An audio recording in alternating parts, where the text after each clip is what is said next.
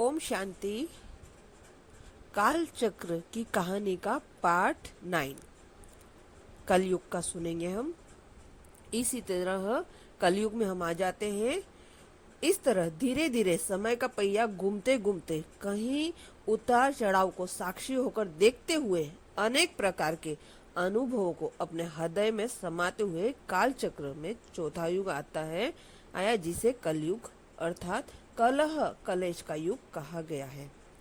शास्त्रों में कहा भी गया है, कलयुग में स्वास्तिका का हाथ बाईं और ऊपर उठाए, अर्थात कलयुग में अधर्म हर प्रकार से अपनी चरण सीमा को प्राप्त करता है।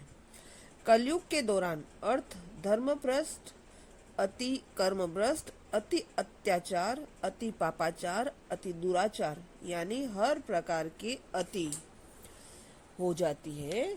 इसी युग को दूसरे शब्दों में रावण राज्य भी कहा जाता है। तभी तो इस युग में सभी राम राज्य के स्वप्न देखते हैं और पुनः राम राज्य लाने की चाहना रखते हैं। वर्तमान युग को रावण राज्य क्यों कहते हैं? रावण कोई असुर नहीं था, ब्राह्मण था, अर्थात ऊंची जाति का था। रावण की निम्नलिखित विशेषताएं बताई थी। पहली है, रावण जैसा विद्वान इस संसार में कोई नहीं था। उसमें 10 इंसानों जितनी बुद्धि थी। यह भी कहा जाता है कि रावण ने अपनी बुद्धि की शक्ति से प्रकृति के सभी देवताओं को अपने महल में दास बनाकर रखा था, जो उसकी सेवा में तत्पर थे। इंद्रदेव उनके महल में पानी भरते थे, वायु देवता पंखा हिलाते थे और अग्नि देवता खाना पकाते थे।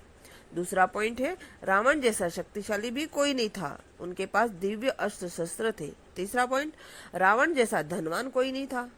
उसकी पूरी लंका सोने की बन गई थी। और चौथा पॉइंट है, रावण शिव भक्त था। वह बहुत ही भक्ति और तपस्या करता था।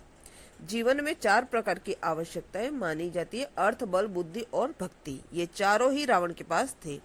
धन अखुड़ था, बुद्धि भी थी, बल भी था और भक्ति भी थी। लेकिन सब कुछ होने के बाद भी उसका सर्वनाश हुआ, क्योंकि उसके जीवन में कमजोरियां थी। अब अगला पॉइंट सुनेंगे काल चक्र का 10 में।